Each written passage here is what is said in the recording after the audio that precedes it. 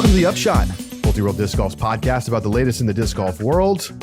I'm Charlie Eisenhood. Joining me is Josh Mansfield on this Monday, January 12th. I thought we were going to be back on a regular schedule, but no, not yet. Josh? It's early, though, Charlie. It's early. We're not late this time, though. No, right? That's right. It's a good surprise. Exactly. People are going to wake up and they're going, oh, my gosh, The Upshot's in my podcast. What? I wasn't expecting that. Is it Tuesday? Oh, God, I forgot. So, yeah, we had to get on early today because we have some pretty big news to talk about. And we have an interview with the folks involved. The Disc Golf Pro Tour has a new presenting sponsor, Powerball, the lottery, the multi-state lottery, where, you buy a $2 ticket. If you hit all 5 numbers and you hit the Powerball, you win the jackpot, which is always, I think, at least $100 million and goes all the way up to 1.5 billion. I think they crossed 2 billion at some point, maybe in the last couple of years. Massive. So, Josh, you're out of luck. You're in Utah. Yeah, they I don't. am. No. I was looking. It's one of 5 states that do not sell Powerball tickets. So, but yeah, no, I've bought Powerball tickets in New York. I bought Powerball tickets in California. And I'm not a frequent Powerball player, but Josh, this is like a pretty big brand for the Pro Tour to land. Yeah. Does this mean that you're throwing in the towel? There's going to be no big off-season signings? Does this blow that up? Maybe this is the one. I know it's not really like it's not players. Obviously. It's not player related, obviously, but I do think there's an argument to be made, and we'll talk more about this later, that this could be a much bigger deal. Yeah. Maybe not in the eyes of fans as much, but for what it means for the industry, there's much to discuss. But before we get into our own thoughts on the whole deal, we're going to talk with Jay Finks of the Oklahoma Lottery. He does marketing for Powerball. We're going to talk with Jeff Spring, and we're going to get their thoughts on this new deal. They're going to tell us a little bit more about what it is, with Powerball sponsoring pretty much the entire season up through the playoffs and what is now going to be called the Powerball Cup instead of the Pro Tour Championship. It's a sick name. It rolls off the tongue. It does. So Jay and Jeff join us next, and we will give our thoughts after the interview. Stay with us. It's The Upshot.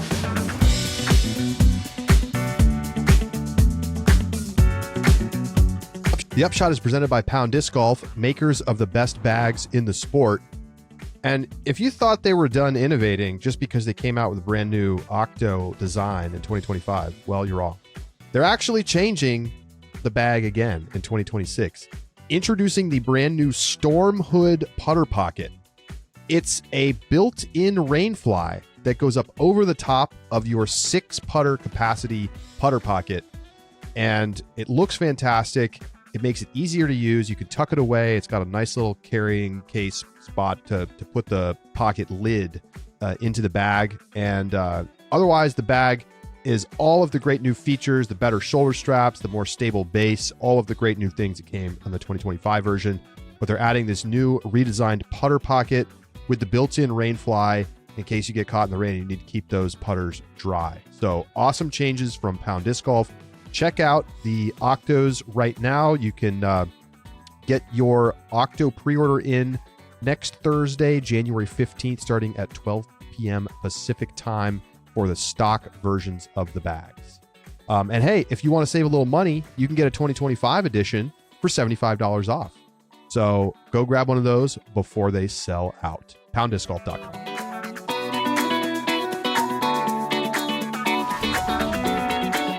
Joining us now on The Upshot is the Disc Golf Pro Tour CEO, Jeff Spring, as well as Jay Finks, who is the Director of Marketing for Powerball, as well as the Executive Director of the Oklahoma Lottery. Jeff's been on many times. Hello, Jeff, and welcome for the first time, Jay. Thank you. Thanks for having us, Charlie. All right, so, let's just start with the top line here. The Disc Golf Pro Tour is now sponsored by Powerball for basically the whole season and playoffs and championship and everything. I guess, what exactly is the scope here? Is this a multi-year deal? Like, we haven't seen a sponsor of this magnitude yet for the Pro Tour. So I'm really curious to kind of understand, like, just first, like, what is this sponsorship exactly? And then we can talk about some of the details.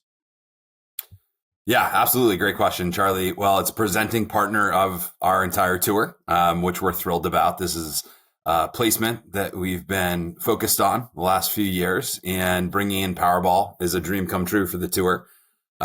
We'll have Powerball integrated throughout the entire season, but really culminating in the Disc Golf Pro Tour playoffs and the Powerball Cup, which is the new name for the DGPT Championship. So they're really a thread throughout the entire season, and they're the title sponsor of our point standings, along with the playoffs and the Powerball Cup. And what are some of the things that are going to be included as part of this sponsorship? I kind of took a quick look at the NASCAR Powerball playoff and saw some of the things that are included in that sponsorship. And so either of you, what do we expect to see on the Disc Golf Pro Tour as part of that sponsorship package? Yeah, I think the nice part as we were looking at this opportunity was we could look at what we could do nationally for Powerball, in terms of signage and advertising, branding, but with local events all over the country, local lotteries. You have a tournament in Iowa. The Iowa lottery might be able to come out to the event and do something and kind of service. A lot of those will be Iowans, and that's their players, and so they'll be able to access this marketing opportunity and this customer engagement opportunity. So it was really two pieces. It was what could we do for local lotteries, as well as how could we support Powerball on a national level. So I think you'll see a blend of that throughout the season, from things that we're just getting the brand to expose to more people, in terms of overall exposure, and then how can we get in front of fans and players and at a local level. Jay, I'm curious, how long have you been interested in bringing Powerball to disc golf? And how did this deal come together for 2026? It's a great question. Having been a recent fan of the sport, I'd say in the last 5 years,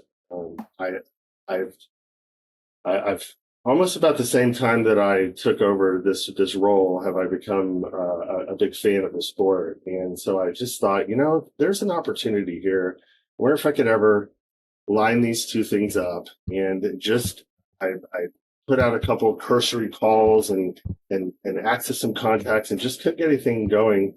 And then ironically, I was on a phone call with an agency. We were looking at a couple of different opportunities.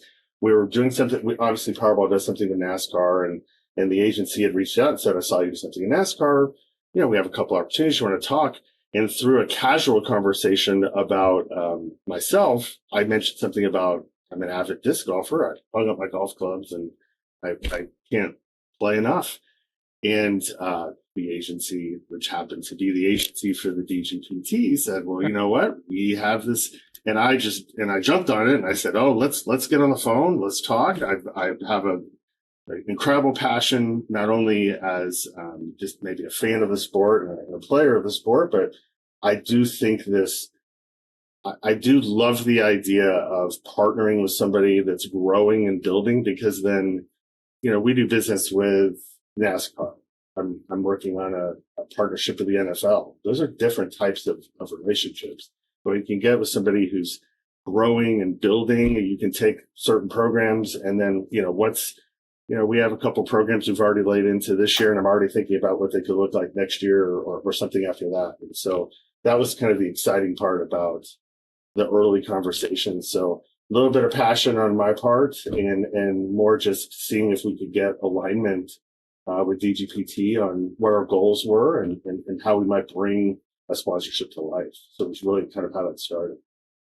Jay, I was hoping we talked a little bit before, and I think that this process makes a lot more sense as well when there's a little bit of context of how the Powerball leadership is structured and your role in it. Could you give that a little bit of that background that we were chatting about how what your role is and kind of how that functions in broader Powerball leadership? Sure. The Powerball is a mix of, there's 48 individual jurisdictions from almost every state except for about 5. Washington, DC, Puerto Rico, there's Virgin Islands are in there, but it's a big mix of states. Every executive director of an individual lottery kind of serves in a capacity to manage this massive national game. There's, billions of dollars in sales a year. And so we all kind of serve in some role. Some of it might just be a vote, and some of it might be like myself. I'm the chair of the marketing committee. And the marketing committee's task is to find opportunities to help grow the Powerball brand.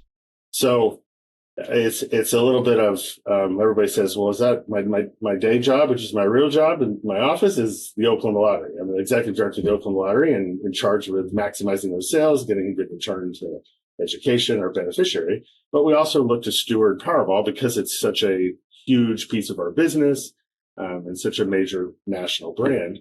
So in essence, a marketing committee might come together, say, hey, we want to sponsor NASCAR, disc golf. That gets kind of flushed out. We get kind of a proposal, then that goes to the main body. That main body is basically Oklahoma. I take off my Powerball hat and put on my Oklahoma hat and I vote. Do I think this is good for the brand? And I can vote. And typically kind of majority wins type of thing, a very democratic process of how we do that. So yeah, and one follow-up to that then, if it's this kind of conglomeration then of broader state lotteries, I'd imagine it's some sort of like a common fund for marketing dollars that come from the individual jurisdictions. What is, and I probably could find this in public reporting, but maybe not. What is the marketing budget in that common fund? We take a small percentage of sales and put that towards the budget. In terms of national size, it's pretty small. Okay. One of the challenges of Powerball is that when the jackpots get really high, it kind of runs itself, right? When there's a $1.7 billion jackpot, we kind of get to let it just do its thing, So it's uniquely marketed, right? So when it's a lower jackpot, like right now, I think the jackpot's 20 million. Our sales aren't as high. I'm not getting out of bed for that. Right. Unfortunately, I have a rule. Jay, I have a rule. Okay. If it goes over $1 billion, I buy a ticket. This is true. I'm not Charlie, just saying this. When it gets over $1 billion, I buy a ticket. I got to have skin in the Charlie, game. Before that, I'm not even paying attention. Because the functional difference for you, Charlie, between 100 million and $1 billion is so significant. Josh, at some point, the expected value turns positive. And Charlie, tonight, if you bought a ticket and won, you would be refusing a check for something like $60 million. Jay, I understand just trying to put that in perspective. You're the marketing guy, but yeah. Listen, disc golf and ultimate, it's pretty lucrative. If it's not $1 billion, Charlie's not like even rolling up in his Rolls Royce to buy the ticket, right, Charlie? Right. I think for $60 million, we could all build our dream disc golf course. So, I think so. Yeah. Yeah. So you're right, Josh. So we kind of pool some funds. It's pretty small budget. So, so we have to balance what opportunities we're looking at very carefully.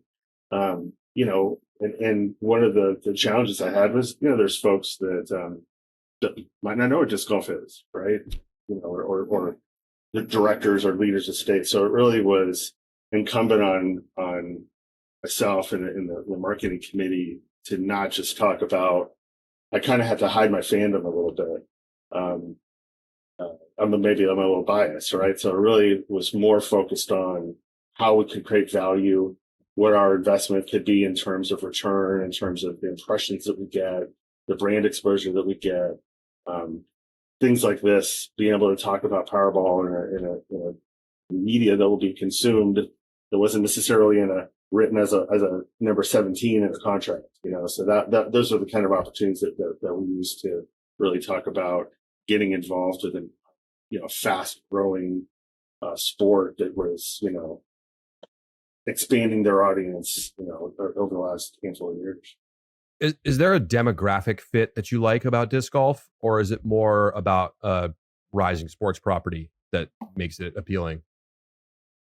The demographic's a little harder because it's currently significantly male, right? And so it's, if you look at just like normal lottery player, we're really right down the middle.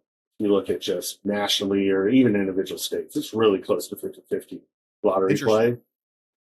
So it's a little heavy on the male side. So it's a little less demographic and a little more just exposure and partnership. And again, I just think I've always thought there's value in getting in early with something and kind of growing together, and being able to say, oh, that didn't work. That really worked. How do we expand on that? And just felt like that was one of the opportunities that this posed. I don't know if I didn't see numbers in the initial press release I was sent. I'm curious to know the scope of this deal. Maybe you're not going to reveal specific numbers, but we're talking 6 figures a year, 7 figures a year, 8 figures a year. Well, I certainly understand the curiosity about how much the partnership's worth. Totally natural question. But right now we're not disclosing the numbers at this time. We are able to confirm this partnership's for 2026 and 2027. And it's the largest partnership we've ever signed. And so that's why you're going to see Powerball across the playoffs, the point standings all season. And we're just thrilled to have them on board and hope to work with them for a long time to come. Jeff, to follow up a little bit with that, then you described the Powerball Cup, and traditionally disc golf's largest non-endemic sponsors have been at the formerly DGPT playoffs. LL Bean being the one that obviously comes to mind, Gillette. With this transition to the Powerball Cup, would they still be involved in the Powerball Cup, or are you looking to move those partnerships elsewhere, or is this kind of going to consume those partnerships in essence?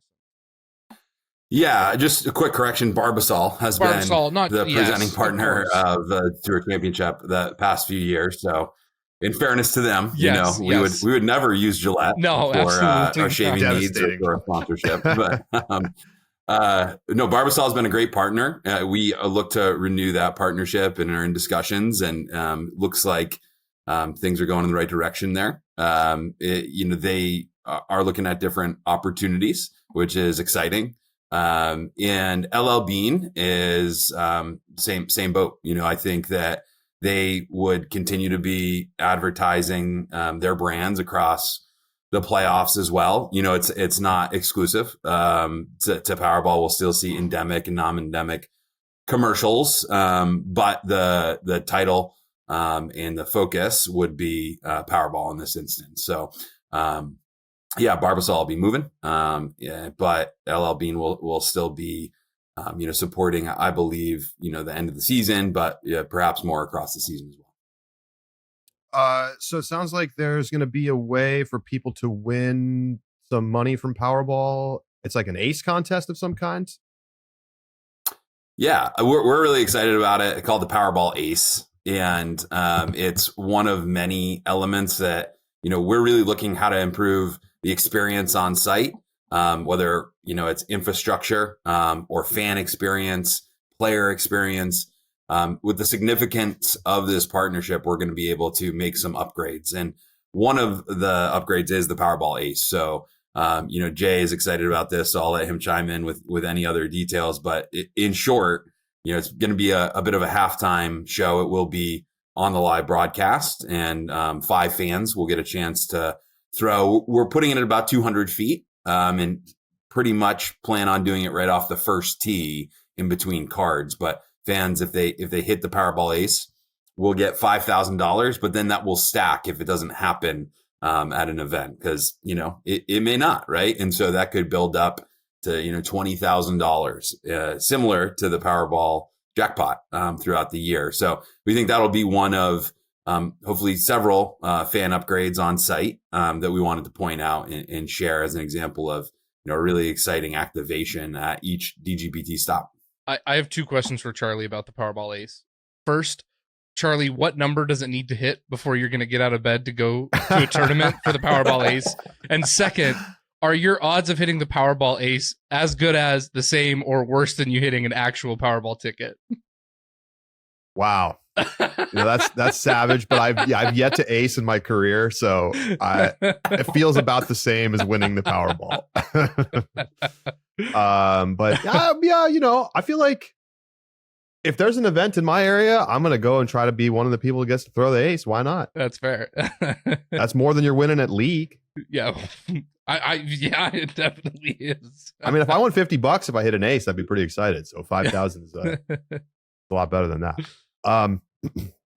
So I guess, Jeff,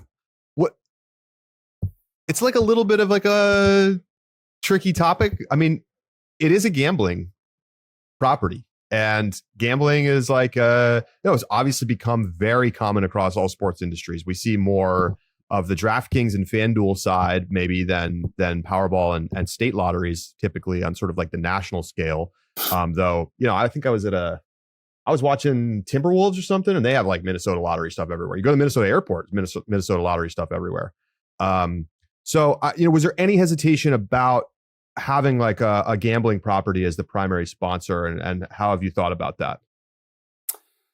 Yeah, I understand that question. No hesitation. We did our due diligence with what we believe will be a great partner for us in Powerball, and we believe that there's a great shared value and mission between our organizations. Not sure if it's the headline when people think about Powerball, but we have a shared commitment to creating an impact at a community level. So I think more than half of, Jay can speak to this too, but more than half of every $2 Powerball ticket stays in the community it's sold, directly supporting good causes. And, I think that is similar to what we try to do with our Community Connect program. At every single event, we're trying to give back via Edge or Uplay to the community. And, on the sports betting side, that program has launched and gone well. It's, been building over the year in popularity, but, we had no, red flags. I think that we've been responsible in how we've rolled that program out with, limiting the size of the bets and really just using it as a vehicle for fan engagement. And, I think that this will be in the same boat there. But, that those shared, values and vision, really, really mattered. And, we're thrilled. Jay, I wanted to ask a little bit about measuring ROI for this kind of a deal. Given that obviously there's going to be instances in the individual state where you probably are going to be able, for example, there's an event in Iowa, probably will be able to track ROI a little bit more directly there. But there are a lot of states that don't have a DGPT event that do have a Powerball, right? For Idaho, for example, where I lived. So how do you measure ROI broadly for this kind of an engagement, knowing that you're going to have fans nationally that may not be kind of concentrated in the same location where that event might be? Well, you asked the age-old question of how do you, from a marketing standpoint, is marketing good? Is advertising good? How do you know? It's the most difficult question, right? That's how we, at the end of the day, that's how we sold it in, right? Is that that was the business case that I had to make. Outside of being a fan, that doesn't sell in, hey, what's the value, right? If I spend X, what's Y? Do I get, I think I was positioning getting 3 or 4 to 5 times the amount of the investment back in value. That's my goal. How do you measure that? Again, I think there's layers to that. How do you make sure we're getting the right just overall brand exposure, right? Whether that's through a sign, something on the broadcast versus something at a tournament. Can I, some lotteries are going to jump all over this, and that's still going to create value. Because again, the more people play, Powerball is unique because, yes, I want sales in Oklahoma, but the more sales I have in Oklahoma, the healthier the game. Jackpots grow higher, and then ultimately I get Charlie to buy a ticket, right? And that helps the game, right? So like that's, we're individual states, but collectively, the success of the game, as it builds and as it grows, it's the intangibles of saying, I've been talking about a Powerball disc, so we have some really fun ideas about a Powerball disc, red disc, it's a ball, it's a disc, it's just, there's something natural about it. And, there's value to somebody going, where'd you get that? Right? Like when somebody sees it on a course, right? Can you measure that? I don't know. But I think we all know that there's value in somebody saying, well, where'd you get that disc? Oh, that's pretty cool. I want one, and having that kind of connection to it. So, I think there's so many layers to this opportunity that all give us this look to say, hey, look, there's going to be some great value there. Yeah. At some point, I'm going to run a commercial on the broadcast. That's the easy. I get a 30-second commercial that says play Powerball, dream, whatever. But there's also the intangibles. Well, a lot of things that I was pushing about is this will be news, that this will get talked about on podcasts, and this will, the pros that have social media followings, we'll talk about it, and we'll look at it as the opportunity, and all of that supports, talking about the brand and what it means, and helping us, put Powerball. We're this massive, massive brand, but how do we put ourselves in a place where more people talking about it, more people seeing it in the everyday, and disc golf was kind of that kind of everyday thing that felt like there was a match there, and I think Jeff kind of hit it. Yes, you can look at it as gaming on one end, but the one thing that we have over our competition is so much of the dollars go to our good causes, in their individual states. Well, different causes. Education being one of it's mine, but it's one of the largest ones. But those good causes add to that, right? So Powerball, every time you buy a Powerball ticket, you're impacting a good cause in your state, and so that's messaging we can also put out there that has value as we look at the value of the sponsorship moving forward. I think you should make lucky number 1 to 26 Powerball discs and let people pick their number. I'm number 21. That's my sports number. So I don't know if I'm giving away any trade secrets, but since they're I probably have to prove it. I will tell you that is pretty much the idea. Is to put some numbers on some discs and have some, maybe create some, a limited run of some numbers. And so you might have a disc that has a number nobody else has. So there's some synergy there with it. I think it just came down to, I'm a Discraft guy, so I keep telling the DGPT guys, I was like, well, it's got to be a Discraft disc, or I'm not going to be happy. So, but we'll see. We haven't got that far. Jeff, how do you look at this? I mean, I assume you've been looking for a deal of this magnitude for at least 3 or 4 years now. You've now gotten a big title sponsor. How does that change the Pro Tour, if at all, moving forward? Yeah, this is a landmark moment, and I won't be shy about saying that, this is one of the most important, deals in our company's history. And I think that it will help us do a lot of growth in the future. We're talking about the infrastructure that I mentioned. How do we increase the fan experience on site, but also expanded player opportunities. We are projecting the new record for the largest purse in DGPT history, which has been a couple years. Normally we would try to do that at the end of each season. And we've kind of been floating around that mark the last few years, and it lets us, really hype up the entire season. And the race for the Powerball Cup is going to be really exciting this year, with new records at the end of the year. But I think it also helps us reach new audiences.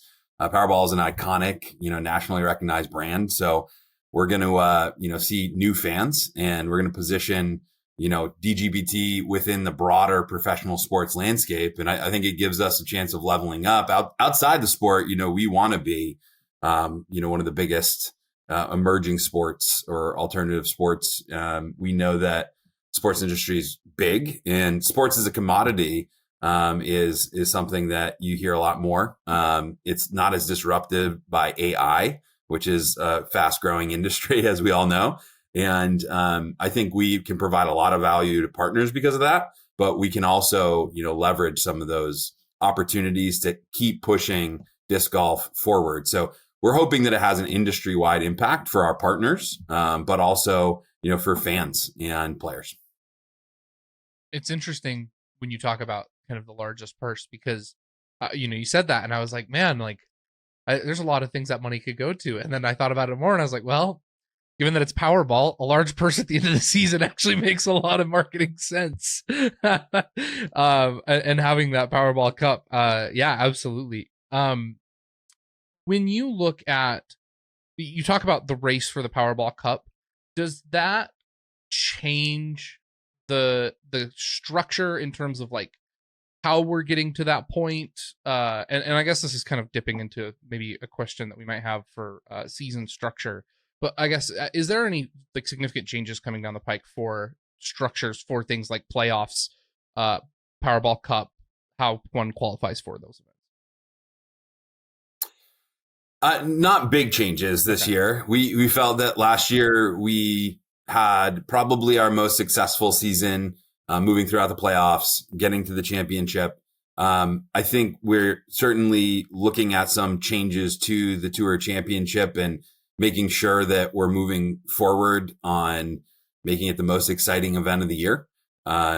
So, there's some thoughts there, but in the structure, in the point series, delivering you to the playoffs, we'll see that same, qualify. I think the big thing last year was from the GMC, there were qualifiers into MVP Open, and from MVP, your actual event performance can get you into the now Powerball Cup, what was the Tour Championship. And I think that added an element of like, on site, it was definitely palpable that players were, in it and could get to that championship. So you make it to the GMC, you can win the Powerball Cup, which will be the biggest purse, in disc golf history. And we liked how that flowed. And so that element will return.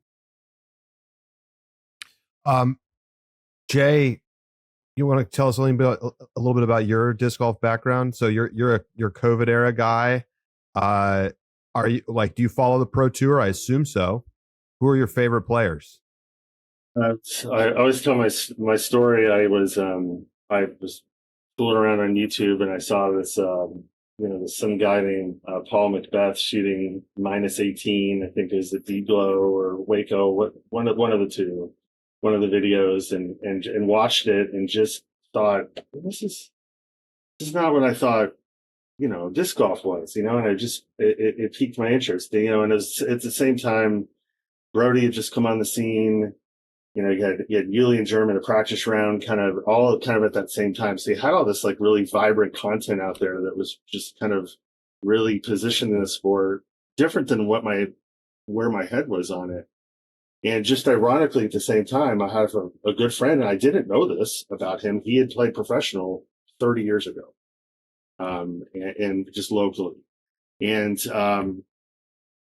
he was saying, "Hey, we're going to go play disc golf. You're going to play?" And I was like, "I've never thrown a disc in my life. Sure, I'll go play." We played, and he said, and it's his fault I'm so hooked. He said, he's told me I was the best first-time player he had ever played with. And it just like fueled. And I don't even know if he was serious. He says that to everyone, Jay. Listen, I think he was being honored. It was one of those moments where I just went, all right, well, am I going to do this? And I spent 3 weeks researching flight numbers. And then I just said, I'm going to commit. And so I bought a little weekender Discraft bag, and I bought about 10 discs, and I just went out to the course and didn't know how to putt. And, I think about a month in, I watched I think Hunter from Foundation taught me how to X step online, and I just kind of got to the point where I just got hooked and started playing. And, the cool part was, my son was 20 at the time, and I got him playing. So we play every weekend and compete against each other. And so just hung up my golf clubs. I probably haven't played golf once in 5 years, but yeah, just kind of COVID era, being able to get out and just fell in love with it, and can't get enough of it. I love it. Do you play? Do you play tournaments as well, Jay? Or are you? I have not played a tournament. Okay. I've thought about it because I'm old enough where I might have a chance. I did get the inaugural. I first time in 5 years this weekend. I smashed my hand on a tree. I assume that that's a rite of passage with every disc golfer that I have avoided, and I'm in the club now, so I'm still reeling from that little that episode this weekend. Welcome. If you want to debut on the DGPT, the sponsor exemption clause is there, And all right, Jay. There's been a lot of talk about you being one of the best players ever to pick up a disc. I mean, I would try, but I think it would be I might get embarrassed. But certainly. Did you see this news about this woman who paid 22,000 euros or something to get into a tennis tournament? And she was like a complete beginner, like 6-0. She's like in a professional tennis tournament. 2 sets. That's crazy. I think she scored 3 total. Like she won 3 total points. Oh it was completely crazy. Anyway, sorry. Well, I'm starting to get beat up on local courses. So when you step on a DGPT course, it's not always friendly. No. It's not always friendly. Those layouts are layouts. I think that's the incredible thing about golf and then ultimately disc golf is that you can make that shot, right? You can make a shot and just say, you ace, or you just make that perfect drive, and you say, if a pro was standing next to me, they may go, that was a really good shot. You can't do it consistently. Yeah. But the ability to stand on that tee pad and say, this could go in, is something that's it's got this synonymous nature with Powerball. When you buy a Powerball ticket, you could win, someone just won a couple of weeks ago, $1.7 billion. They went in, bought a $2 ticket. And so there's some pieces of that, but yeah, so COVID era picked it up and so watched the tour. I'm a Macbeth guy. I started throwing discraft. So my good friend who had played pro, he's an Innova guy, so he gives me a hard time about with the discraft. But I just want to check real quick. What's your buddy's name?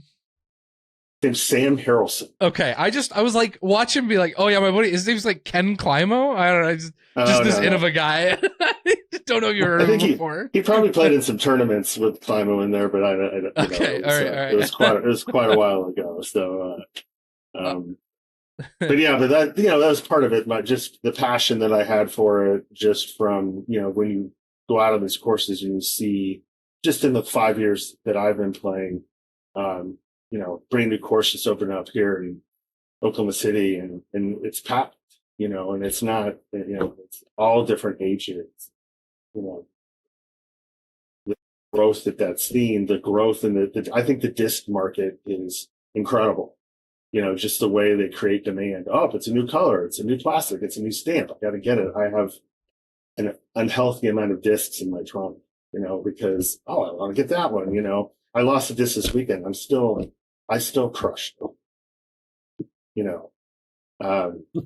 but that, how that fuels, like, do I need to buy another one? And what is that one? And so I just think that part of that business model, even though that's not necessarily what we do at DGPT, still fuels this really good outlook for the sport and the business. And so how do we create some partnership with that and grow it? So I think even though my fandom might have had some bias to this, I think it also had some insight to say, the growth in the sport, the popularity of the sport, and even the people that I play with or the people that you see on the course has changed in 5 years.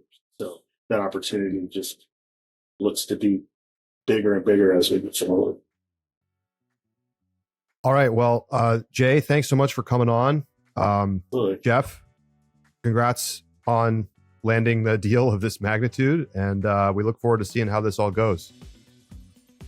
Great. Thanks for having us on, guys, and happy to come back on anytime and maybe focus on the season a little bit more if you want me to, and we really appreciate it. Yeah, I'm sure we'll touch base before the start of the season. Thanks, Jay. Thank you. All right, we're going to take a quick break. Josh and I and our reactions coming up.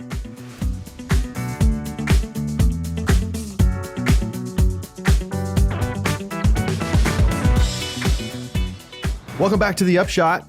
So there it is. Powerball, now the lead sponsor of the Pro Tour. Josh, hopefully you don't start calling it the Mega Millions or whatever else. DraftKings. All right.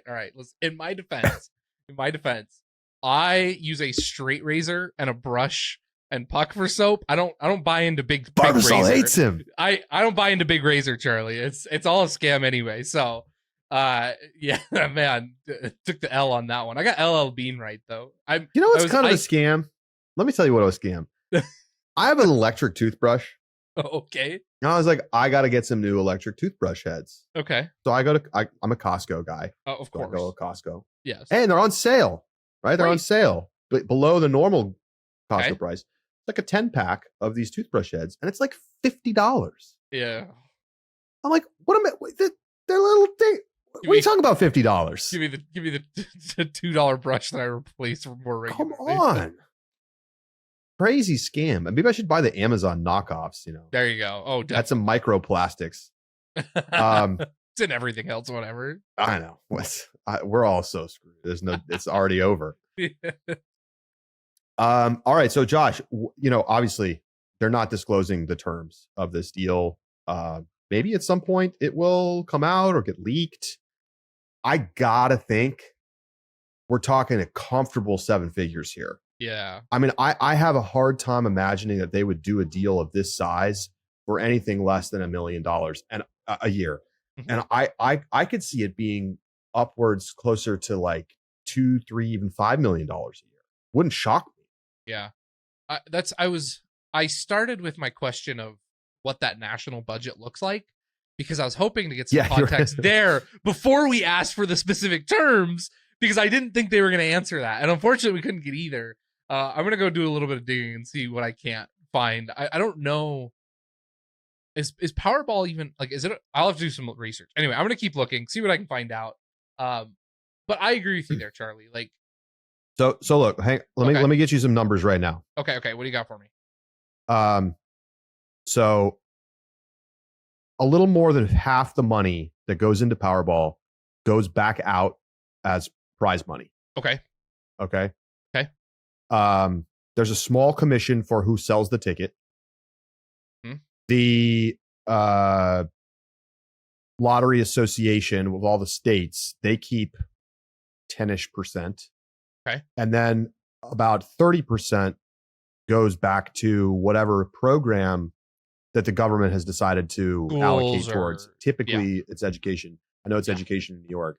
Okay. And like, let's be honest about the whole thing, right? A couple of things I'll say about this. Obviously, I'm someone who gambles. Yep. The lotteries are like a little bit of a kind of a tax on poor people. It's not great. Like they sell it with the education stuff. Yeah. But ultimately, like it's kind of like a net negative. However, that said, people spending lots of money on Powerball tickets and like, your odds of winning. They actually made your odds worse in order to get bigger jackpots because they know big jackpots sell tickets to people like me. Right. But all that said, like if the governments didn't run these programs, they would be run by like the mob, like they used to be. And so like people are gonna play the numbers, whether you have it be organized by the states and putting money back towards education, or if it's run by people on the corner. So like to some extent, I just feel like people are going to gamble, so you might as well like regulate it and have some good come from it. I'm not anti this move. I just it's like a little bit of a gray area, and like some people are going to be uncomfortable with the fact that this is a gambling sponsor for the Pro Tour. But and to that point, Charlie, when the Pro Tour announced their like sports betting, we got emails of people who felt like it was a bad move, and they were unhappy that the Pro Tour had started to engage in sports betting. So, like, this has not come without some controversy. So let's see. I mean, I'm having a hard time finding the specific Powerball revenue numbers. But it's billions. Americans in 2023, Americans spent $103 billion on state lottery tickets. 2024 says 113 billion. California alone did $890 million in Powerball sales in 2024. Now, obviously, California is a big state, but that gives you some sense of scope. I'm guessing it's billions a year, and so I mean, let's say it's a half of 1%, right? Like you're still talking about many millions of dollars for marketing. So am I correct that it's like if they're going to work with NFL, right? Like they're not even going to talk about stuff for less than probably $10 million. And they're the presenting sponsor of NASCAR, it looks like. It seems like a pretty big NASCAR, sponsorship. or at least a big sponsorship of NASCAR. Again, got to be a pretty decent amount of money. So, Charlie, am I correct that, so it is the Multi-State Lottery Association. The Multi-State Lottery Association, at least according to cursory Google searches, is a nonprofit, which means we should be able to find public filing information on them, correct? It's let's see. Yes, I mean, I see it's on ProPublica right here. 40 million revenue for the Multi-State Lottery Association in 2025, 35 million in expenses. I'm sure we could dig in deeper. Well, that right there. The question is, does this run the marketing? This particular part of the organization? Maybe it does. I would presume so. I mean, that would make sense where a lot of that 40 million is going. Right. So, I mean, let's say half of that 40 million is marketing, maybe. Let's see. Yeah, I'm looking through the 990, but keep going. Like, what? Yeah. Do you like this? What do you think this means for the Pro Tour? Boy, it's such a good fit. Like, I mean, we were joking before about, and I loved your demographic question. I had it written down as well, and I was doing some, and I'm glad Jay just, I of course Jay had the numbers. Talk about that. This is just such a easy leverage point for the Pro Tour because you are able to do things that create and generate excitement in ways besides just like, oh, we have a presenting, right? Mm-hmm. You have the Powerball Ace competition. People are going to come out because they want to throw for a $5,000. You sell mystery boxes, and every one of them has a Powerball disc in them, and 1 out of 100 has a red one. And whatever, and if you get a red one, you get a ticket to an event of your choice, or you get entry to the Powerball Ace, or whatever, right? Like, yep. To a massive Powerball Ace during the Powerball Cup. Voila, you just sold probably all of like as many mystery boxes as you sold 10-year anniversary boxes, right? Like done in one go, it's done. You have Powerball tickets on sale, and every disc you buy gets you a Powerball ticket as well at the merch store. Done. Now you're selling, and you give the Powerball their $2 as well, and you just raise the price by every disc $2 at your merch store on site. You just sold out of your entire merch store on site every single time you go. You bring out an entire elementary school and say, courtesy of Powerball, who sponsors state education. We've got an entire elementary school here to spectate.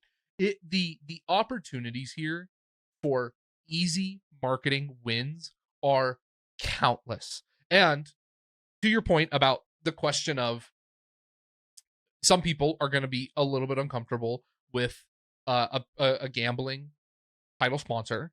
Part of the reason why is because buying those tickets is exciting. People enjoy buying those tickets. And if you put them and then make them easily accessible at these Pro Tour events, people are going to buy them. I think it's such a good partnership on both sides. I really do. Notwithstanding the other questions, like just from a pure marketing point, I think that this is one of the best partners that, like, if the Pro Tour could go and just like have their partner of choice at the same value that they got this Powerball sponsor, Powerball still might be the best choice among those options. I just think like this might be, assuming they can keep this scope of a deal, not necessarily with Powerball. Sure. So it seems like it could be a really good fit. And, for the reasons Jay described, I mean, he's obviously super bullish on the future of disc golf. And hard to blame him. Like, right. you look at some of the growth numbers from like course traffic, over in Europe. I've been seeing some charts, and obviously Europe. Like, what does Powerball care about Europe? Nothing. But disc golf's we've hit the little post-COVID lull, and I think we're going to start to accelerate back up again. And if that happens, like, there's no reason not to think that you could be on the ground floor of like what could be a important niche sport. Yeah. Like, I don't think we need to believe that we're going to become the next big thing Sure. in order for this to be like a really good deal for Powerball. And obviously, even a $1 million per year deal, if that's the, how big this is, would be like a huge win for the Pro Tour. They're going to be like increasing revenue by some sizable percent on the year, and it like might shore the finances of the tour up, like legitimately. Yes. It might be solvent now. Like we right. talked about that, like, right? Like they genuinely might be profitable in 2026 because of this deal. Yes. Right. Like, this is the thing that tips it from we're loss making to we're profit making. The other thing I think was interesting, and this is a little bit aside on the marketing point here in the deal. I have another note. Remember too. we were. Yeah. Oh, okay. Go ahead. Do your thing first. Mine's a little more tangential. Well, just really quick. You go. The Powerball did their first sports marketing with NASCAR, and that was 2 years ago. Wow. First ever sports sponsorship for Powerball. I don't follow. As they joined NASCAR as the official multi-state lottery game. I don't either. Yeah, I mean, part of the reason I asked about demographics is because, like, NASCAR, I don't know about the men versus women split there. It's probably closer to 50-50, certainly than disc golf.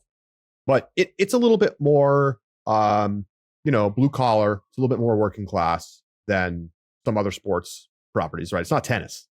Right. And right. I think disc golf fits that mold a little bit, right? Like, it's like, not that there aren't people who are affluent who play disc golf or that live in, blue cities or whatever, but like it's still more of a blue collar working class type of sport and demographic. Powerball and disc golf makes a whole lot more sense than Powerball for the Powerball PGA presented by Powerball, right? Like, just probably different. Yeah. To your point, NASCAR, approximately 63% of the audience is male, is what I'm seeing. So similar makeup. Okay. I really expected Jay to say that Powerball had a higher percentage of male players. But the tangential point I wanted to make, though, Charlie, remember we were just talking about that Reddit post where it made the argument that PGA membership is separating and not providing clear or accurate indicators of the state of the industry.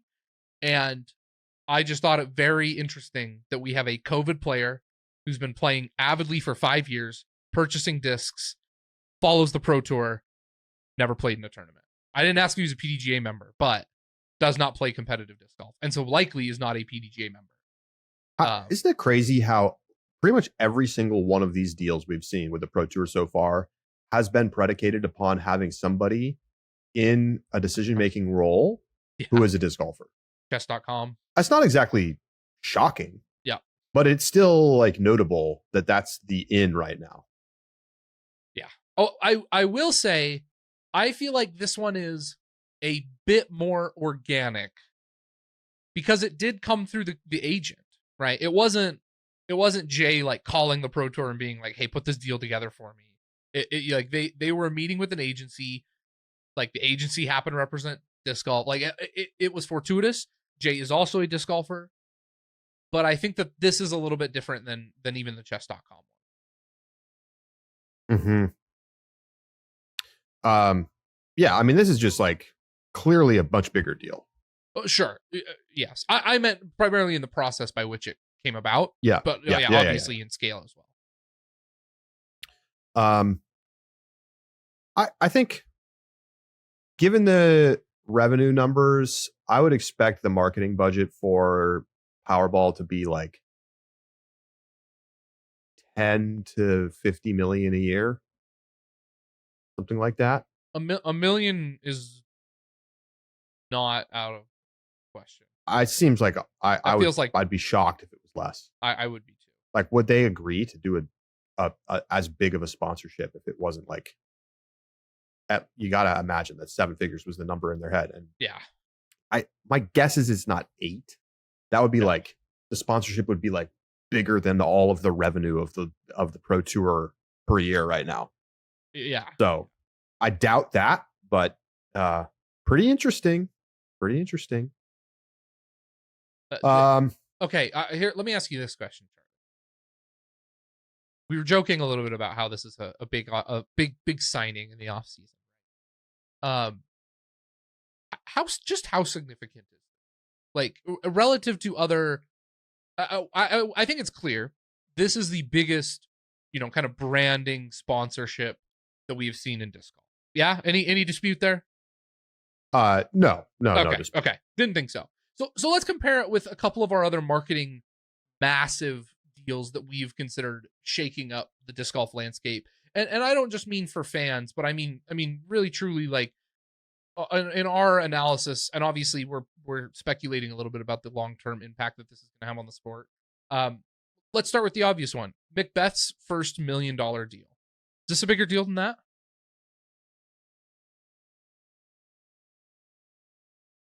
No. I don't think so either. The upgrade to the 10-year, $10 million, I also don't think it's bigger than that. I think the ramifications of what that meant about disc golf as like a professional option, and the image, and you have to imagine somebody like Jay, once he sort of saw this 18 under Macbeth round, and then he maybe Googled Paul Macbeth, and then he saw that he had this 10-year, $10 million deal. Like, that's legitimizing. Yes.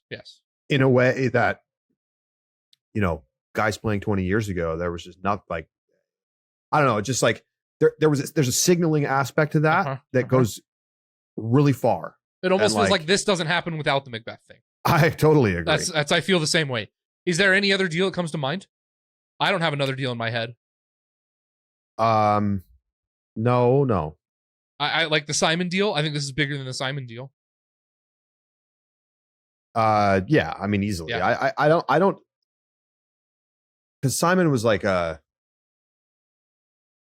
logical conclusion of like the Macbeth deal, where it's like people, these disc golf manufacturers are going to be willing to pay for the biggest stars. Yes.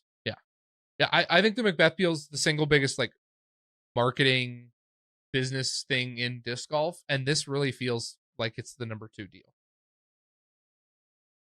It's hard to know exactly without getting some of the numbers behind the deal, but sure, I feel like it's clearly, this could change the like foundations of the Pro Tour. Yeah. And again, pure speculation on like what could happen, but I agree with you in terms of the potential. I think it's massive. Very interesting. So we will see. Josh, now I'm going to be obligated to share my tickets and give you Powerball updates. Okay. When it crosses $1 billion, because I'm still not going to, Yeah. Jay gave his best shot, but Charlie, I'll Venmo you and let's split the tickets. We'll both because I can't get them in Utah. Yeah. So if it passes $1 billion, Powerball. I'll Venmo you and we'll share our Powerball tickets on very fair. Very fair. The pod. But if Ricky wins a major in the next however many years, I get to keep all the money. However many, 2, sir. 2. Your time is coming up.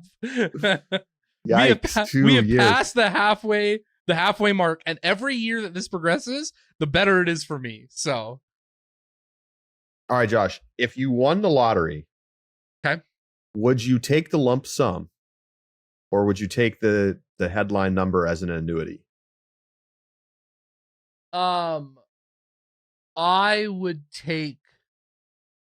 I think I would take the lump sum. I know that there are massive tax implications. First off, I would go get a tax advisor first. I would get a professional to tell me just how big the implications are. But my thought is the value of that kind of money working in bonds, stock market, real estate investments would eventually make that worth taking in the lump. It's almost always the case that you Yeah, should okay. take the lump sum. That's what I figured. Plus, like From a strict mathematical standpoint, but I think Yeah. some people like how comfortable it is to be like, okay, I'm gonna get Forced. $10 million a year yeah, for 30 years. forced So that's discipline. 300 million. Yeah. Or you can take, 90 million today, and then you have to pay tax on it. Right. So it's like, it feels bad to be like 90 million versus 300 million, but Sure. once you account for the inflation and the opportunity to invest and all of that, obviously it's like just a sort of like a simple math problem in some ways. But there was like a big thing a couple of weeks ago because a woman took the annuity instead of the lump sum, and everybody's freaking out. But like, it's not like it would be bad to get 30 million a year. No, Like, no. and you also, then you can't lose the money, right? Correct. Not as easily. Yeah. Like you can't just burn through the money on accident, because Yes. another 30 million is coming to you. I would shove at investments and do my best. Like I with that much money, I think you could just live off of the interest pretty comfortably, and that would be my Oh yeah, I mean, let's see, 30 million at like, let's say, what is it? What are interest? If you buy treasuries right now, it's what, Sure. 3.5%. That's 105,000 a year just if you had bought treasuries. Yeah. Sweet. So pretty good situation. Yeah, not bad at all. Anyway, it's going to be. I'm curious to get people's reactions. I think most people are going to be like, "This is a good thing for the Pro Tour." Yeah. It is what it is. Gambling is a part of our country, and whether you have it legally regulated or not, it exists. Yep. And I think things like advertising is an open question about how to handle that. But I think this is obviously a huge boon for the Pro Tour, and I'm excited to see what happens this year as a result. So, all right, that's going to do it for today's show. Let us know your thoughts. Email us upshot@ultiworld.com, and we'll be back with you later this week, Wednesday or Thursday, for another show. And keeping an eye on everything going on this off season as we march towards the Supreme Flight Open in under 2 months. For Josh Mansfield, I'm Charlie Eisenhood saying so long, and we'll talk to you later this week right here on The Upshot.